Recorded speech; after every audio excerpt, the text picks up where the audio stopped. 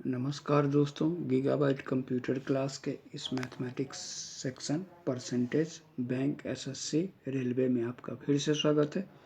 आज हम दोस्तों एक नया ट्रिक्स समझते हैं। एक व्यक्ति अपने आय का 1/m भाग पत्नी को,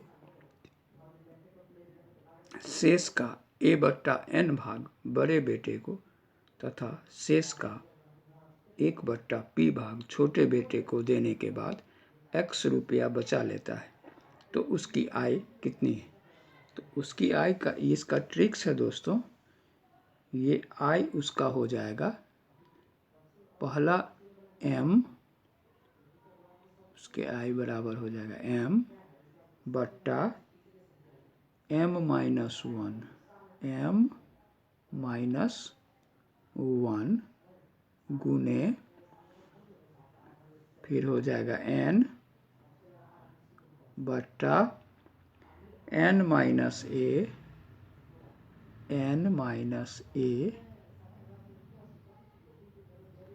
गुने p बट्टा p-1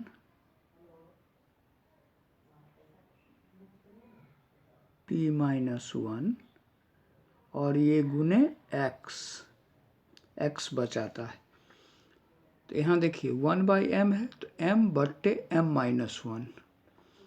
यहाँ दूसरा का है a/n तो n बट्टे n-a। तीसरा है 1/p तो p बट्टे p-1 इंटू x। यही उसकी आय है। जितना जो डिनोमिनेटर है वो न्यूमरेटर हो जाएगा। 1/m तो m डिनोमिनेटर है तो यहाँ m न्यूमरेटर हो गया और m-1 दूसरा हो गया n बट्टा n-a। तीसरा हो गया p/p-1 और इंटू x रुपया बच गया। अब इस पर हम लोग इस तरह का एक एग्जाम्पल देखते हैं।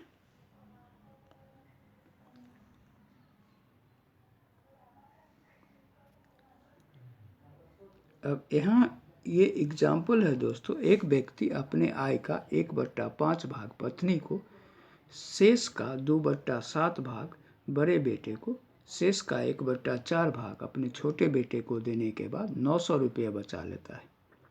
तो उसकी आमदनी कितनी है? तो उसकी आमदनी जो होगी दोस्तों, इसमें उसकी जो आमदनी होगी वो 5/5-1 इंटू 7/7-2 इंटू 4/4-1 इंटू 900। अब इससे आगे हम लोग सॉल्व करेंगे तो दूसरा स्टेप होगा दोस्तों, इतना बराबर हो गया 5/4 गुने 7/5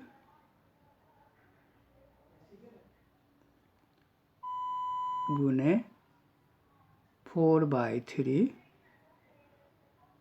इंटू 900। अब ये पूरा कट करके हो गया 2100, 2100 2100। यही उसका इनकम हुआ, आमदनी हुआ।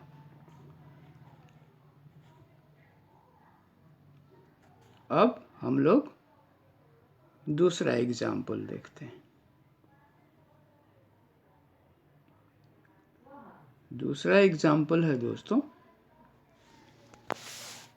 करमचंद अपनी संपत्ति का 1/3 भाग अपने बड़े बेटे को, शेष का 1/7 भाग अपने मझले बेटे को तथा शेष का 2/7 भाग अपने सबसे छोटे बेटे को देता है। यदि उसके पास 4,200 रुपये की संपत्ति बच जाती है तो उसकी कुल संपत्ति कितने रुपए की थी? इसको फिर से देख लें।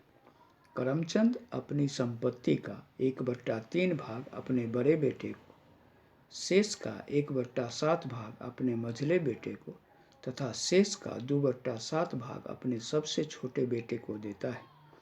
यदि उसके पास 4,200 रुपये की संपत्ति बच जाती हो तो उसकी कुल संपत्ति कितने रुपए की थी? अब यहाँ दोस्तों हम लोग इसको देखते हैं। तो उसकी संपत्ति थी 3/3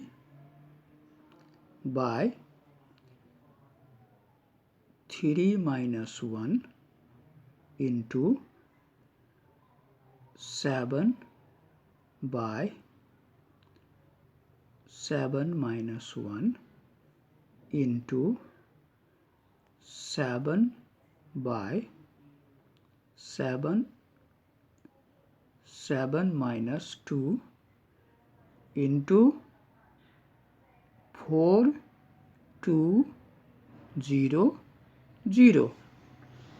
अब ये जो है इसका अगला स्टेप होगा दोस्तों,